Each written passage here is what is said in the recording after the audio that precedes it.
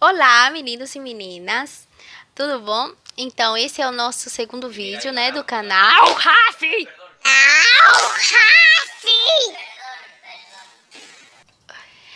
Olá, meninos e meninas, tudo bom? Então, gente, antes de mais nada, eu vou pedir vocês para dar uma curtida aí. Porque pra gravar tá complicado. Em plena quarentena, dentro de um quarto, meu marido jogando, um outro gritando, um outro chiando. Tá complicado isso, viu? E pela milésima vez eu estou aqui, firme e forte, gravando esse vídeo pra vocês. Assim que, por favor, dá pelo menos um joinha. Ah, e se você tiver uma generosidade e um coração muito grande, pode se inscrever nesse canal aí também, compartilhar com sua tia, com sua avó, com seu primo, com seu avô, pra fazer esse canalzinho assim crescer, né, gente?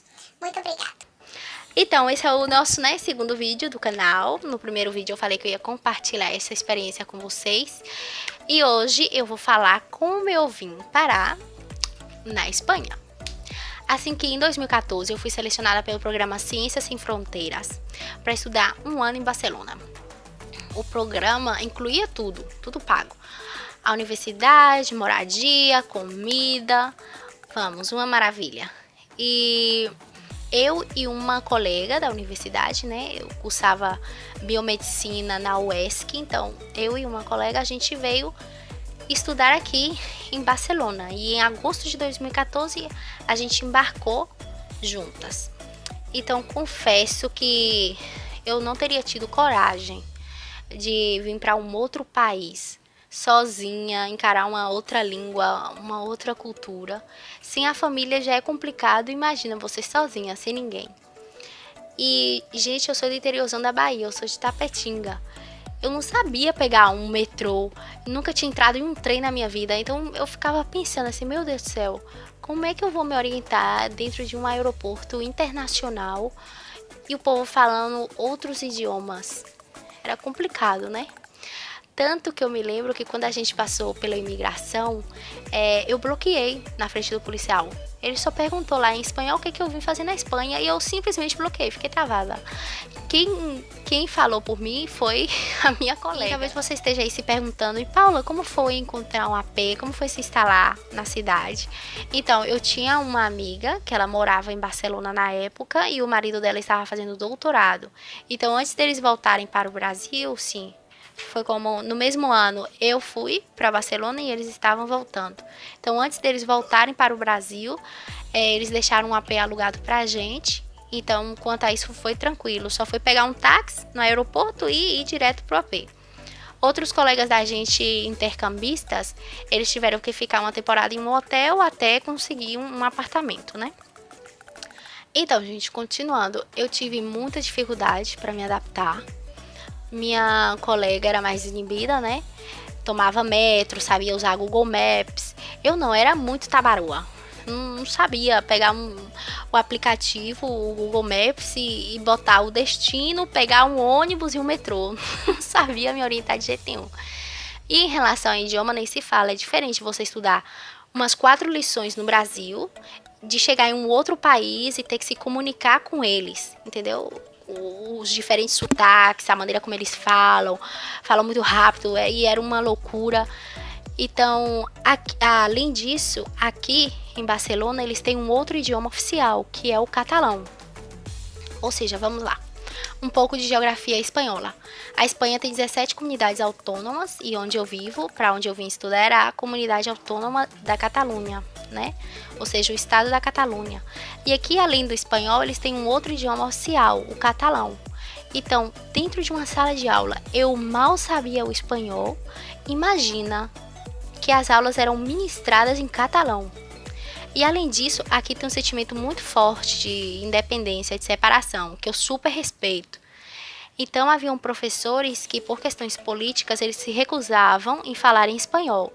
Aí foi complicado no início, né? Porque eu já não entendia o espanhol e o professor falando comigo em catalão era uma situação que, meu Deus do céu. Hoje eu compreendo Eu não falo por falta de prática mesmo, né? No trabalho eu me comunico em espanhol, dentro de casa também eu me comunico com meu marido em espanhol. Ele nasceu aqui na Catalunha, mas os pais dele é de outra região da Espanha. Então, na casa deles, eles falam espanhol. Então, gente, continuando, né? Em janeiro de 2015, ou seja, a gente chegou em agosto de 2014, se adaptou e tal, universidade, e em janeiro de 2015, em um fim de semana, a gente estava de festa na balada, né, com uns colegas e tal. E nessa festa que a gente foi, eu conheci um boy catalão chamado Javier. Então, depois de 2 semanas, ele me levou na casa dos pais dele, né? E eu apresentei os meus pais por Skype para ele. E foi assim, muita gente dizia que era loucura o que eu tava fazendo, porque em algum momento eu teria que voltar pro Brasil e ele teria que ficar na Espanha, que isso não ia dar certo. Mas eu sempre fiz a louca, entendeu? Eu falava comigo, olha, se for pra ser, será. Se der certo, deu. Se não der certo, também não tem problema. E, gente, eu vou falar uma coisa pra vocês. Eu não sei se vocês já viveram um relacionamento à distância ou se vocês ainda estão vivendo. E não é fácil. Não é fácil fazer um relacionamento à distância dar certo.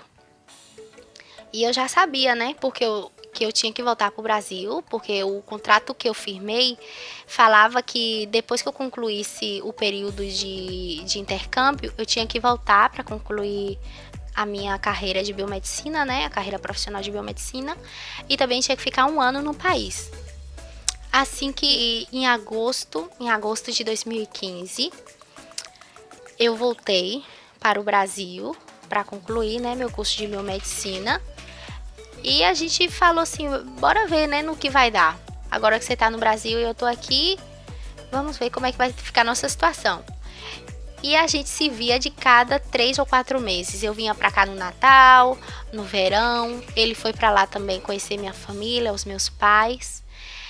E finalmente, em 2017, né, agosto de 2015 eu voltei pro Brasil. 2016 tinha que concluir o curso de biomedicina, meu curso. E finalmente em 2017, 30 de março, eu me formei, por fim, e 10 dias depois eu estava me casando. Ou seja, no dia 10 de abril eu me casei no civil e no dia 14 de abril eu me casei no religioso e no dia 15 eu estava embarcando para Barcelona. Os pais dele foram para o casamento, os pais, o irmão dele e tal. E o resto dessa história vocês vão ficar sabendo nos próximos vídeos. Em algum momento eu também quero gravar um vídeo só com relação à documentação, porque eu sei que pode interessar muita gente, né? Mas foi muita burocracia, muito papel, então eu preciso sentar um dia só para juntar tudo isso e fazer um vídeo para vocês. Um beijo grande, gente. Se vocês gostaram, dá um joinha para ajudar essa alma aqui.